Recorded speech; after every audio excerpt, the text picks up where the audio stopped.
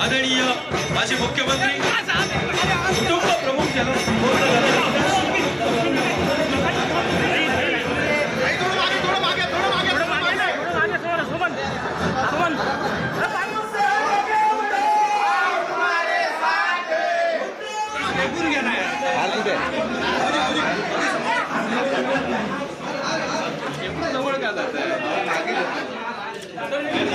मधुकर पाटील हे आपले वैकुंठ म्हात्रे शाखा प्रमुख कुठे गेला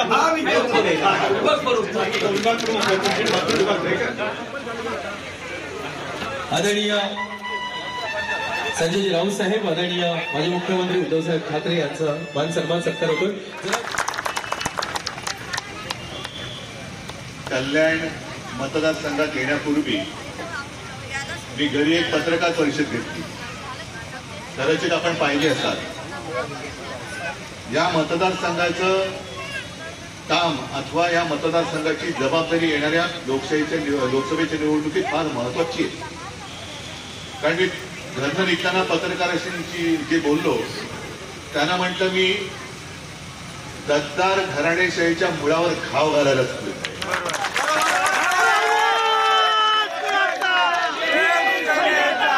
काल आपले माननीय पंतप्रधान महाराष्ट्रामध्ये येऊन गेले।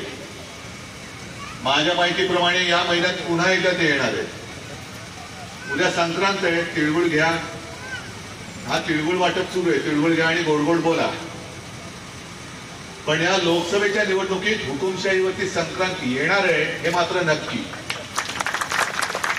आणि या शाखेचं एक महत्व आहे। मला आता आपले सरा आणि सगळी मंडळी सांगत होते, सीताराम भोईरांचं गाव, सीताराम भोई जरा तब्येत बरी नाही म्हणून आज आलेलं नाही, पण एक साधा शिवसैनिक गद्दाराला कसा पाडू शकतो हे त्यांनी दाखवलेलं आहे। आणि त्याच्यामुळे मला चिंता नाहीये कल्याणमध्ये काय होणार। पहिलं, घराणेशाहीला जर विरोध असेल तर गद्दारांच्या घराणेशाहीचं तिकीट हे मोदीच कापतील। म्हणजे वापरा आणि फेका हे जे काही त्यांचं धोरण आहे त्याच्यामध्ये हे गद्दार उद्या कचऱ्याच्या टोपलीत जाणार। आणि नाही गेले तर आपण आहोतच कचऱ्याच्या टोपलीत टाकायला। आज मी काही जाहीर सभा घ्यायला आलो नाही, पण माझी शाखा भेट आहे। गेले अनेक महिने माझ्या मनामध्ये होतं की कल्याण मतदारसंघात जे तुम्ही सगळे कार्यकर्ते वेळोवेळी शिवसैनिक मातोश्रीवर येत असतात, पण चला आपण एकदा जाऊन भेटूया। आज नुसती भेट आहे। आणि ह्या पहिल्याच भेटीमध्ये पहिल्याच शाखेच्या हे आपण ही शाखा तशी जुनीच आहे, पण त्याचा नवनिर्माण कचरा काढून टाकला,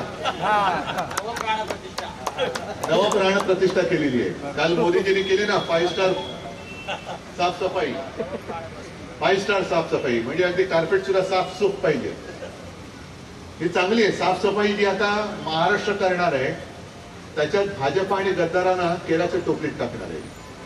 आणि हे पवित्र काम आम्ही करणारच। ही आता या 22 जानेवारीला प्रभू रामचंद्राचं जे मंदिर अयोध्येला उभं राहतंय त्या निमित्ताने आपण प्रतिज्ञा केली पाहिजे। आणि मला खात्री आहे की शिवसैनिकाला, मी भाजपला सांगते, शिवसैनिकाला डिवचू नका। कारण मधमाशाचं पोळं असतं, जेव्हा चांगलं असतं तेव्हा मध मिळतं, ते आजपर्यंत तुम्ही घेतलं। पण मधमाशाच्या पोळ्यावरती जर दगड मारला तर काय होतं ते येत्या निवडणुकीत तुम्हाला आम्ही दाखवून दिल्याशिवाय राहणार नाही। आणि तुमच्यातला उत्साह, जिद्द ही अशीच कायम ठेवा आणि गद्दारांना गाडा, हे एवढंच तुम्हाला एक विनंती करतो। धन्यवाद। जय हिंद, जय महाराष्ट्र।